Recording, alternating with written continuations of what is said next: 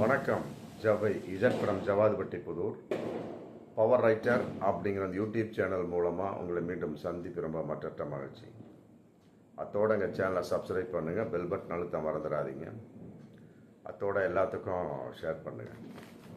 அதாவது அண்ணாமலை நற்பணி மன்றமா பாஜகவில் தமிழக மாநில தலைவராக இருந்தார் ஒரு 4 வருஷம். அப்புறம் அதுக்கு பின்னால் கழுத்தை பிடிச்சி கழுத்தா வெளியே தள்ளியாச்சு. ஏன்னு கேட்டால் கட்சிக்குள்ள பிரச்சனை ஏற்படுத்தி கொண்டு தான், குறிப்பாக அதிமுகவுக்கு. அதனாலேயே அவங்க கூட்டணிக்கு வராமல் இருந்தாங்க. எடப்பாடியும் அண்ணாமலையும் ஒரே இனமாக இருந்தாலும் அவர்களுக்குள்ள ஒரு முரண்பாடு. நான் தான் கொங்கு நாட்டை ஆளப்போவேன் அப்படிங்கிற ஒரு கான்செப்ட். கொங்கு நாட்டை விட்டு கொடுக்க முடியாது. ஆமாம், ஆல்ரெடி திமுகவில் அங்கே செந்தில் பாலாஜி இருக்காரு. அதிமுகவை பொறுத்தவரை எடப்பாடி போட்டி, பாஜகவை பொறுத்தவரை அண்ணாமலை போட்டி.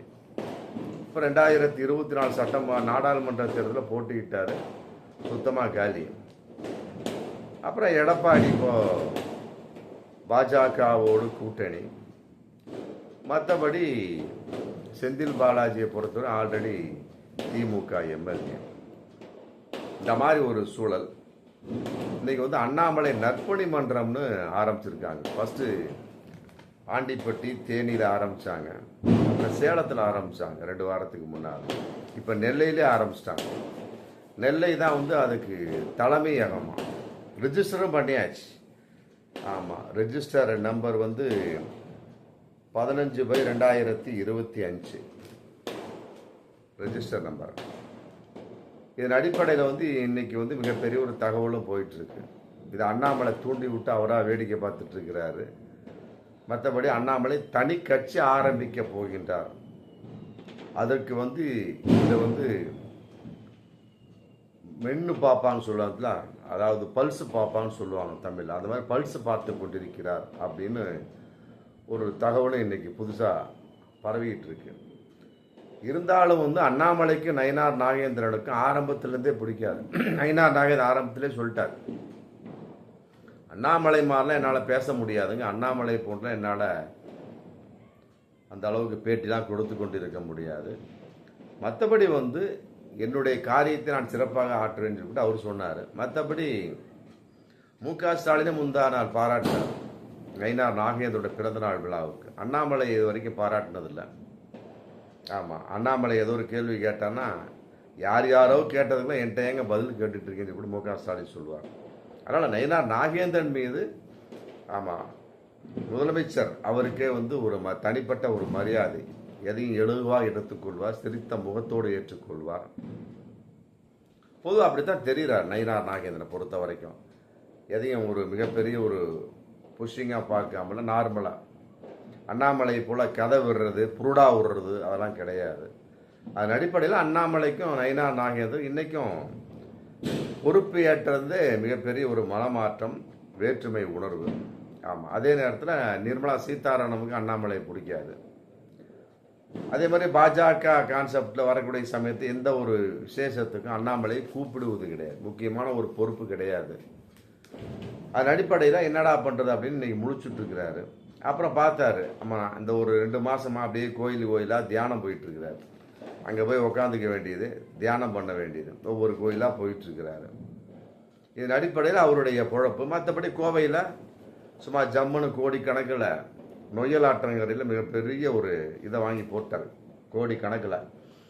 ஆமாம், அது ஒரு பிரச்சனையாக போயிட்டு தான் அங்கே அமித்ஷா மோடி வரைக்கும் போய் அது ஆஃப் செய்யப்பட்டு அப்புறம் கணக்கு கேட்பாங்களா இல்லையா, அவங்களே மிரட்டிட்டாங்க. ரொம்ப ஓவராக போனீங்கன்னா அப்புறம் அமலாக்கத்துறை அனுப்பிச்சு போட்டு பாஜக அங்கே தலைமையே அண்ணாமலை மிரட்டியதாக தகவலும் 1 மாதத்துக்கு முன்னாடி வந்தது.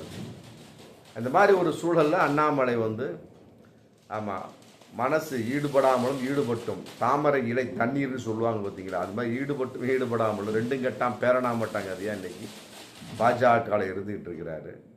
எல்லாமே எதிரி இருந்தாலும் சில ஆதரவாளர்கள் அடிப்படையில் இன்னைக்கு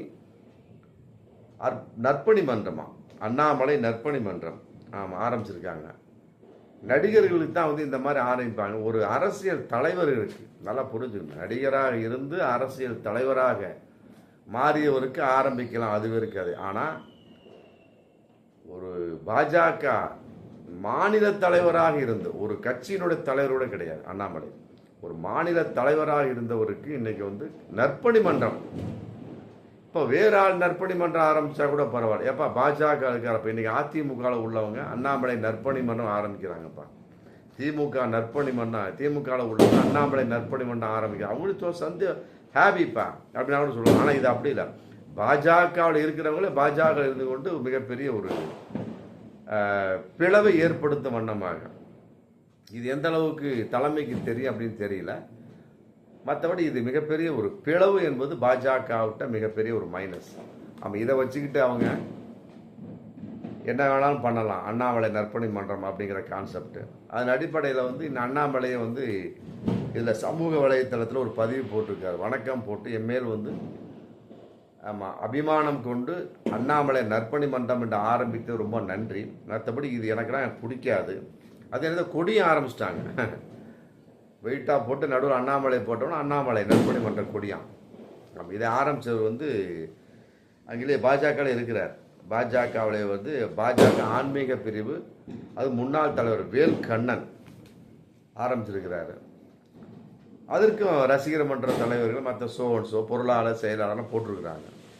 இப்படி ஒரு சூழலில் வந்து அண்ணாமலை இதில் சமூக வலைத்தளத்தில் பதிவு போட்டிருக்காரு, எனக்கு இதெல்லாம் பிடிக்காது, தயவு செய்து இவைகளெல்லாம் வந்து தொடர்ந்து செய்ய வேண்டாம், கைவிட்டு விடுமாறு கேட்டுக்கொள்கிறேன் அப்படி சொல்லி போட்டு, சுவர் இருந்தால் தான் சித்திரம் வரைய முடியும், அதனால் வந்து குடும்பத்தை பாருங்க அப்படின்னு போட்டு சொல்லியிருக்கிறார். குடும்பத்தை பாருங்க, உங்களுடைய புள்ள குட்டியை பாருங்கன்னு சொல்லியிருக்கார். ஆனால் பாஜகவுக்கு எதிராக இந்த செயல்பாடு செய்து கொண்டிருக்கிறீர்கள் அப்படின்னு எந்த ஒரு பஞ்சுமே சொல்லலை. நம்ம அதை தான் புரிஞ்சுக்கணும்.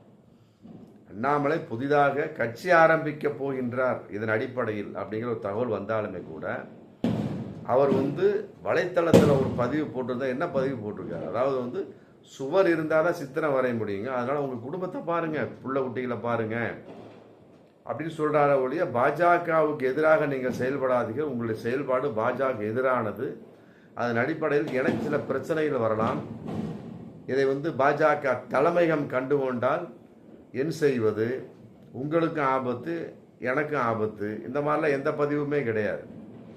அப்போ மறைமுகமாக அதை ஆதரிக்கின்றாரா அப்படிங்கிற கேள்வி இதில் வருது. நல்லா புரிஞ்சுக்கணும்.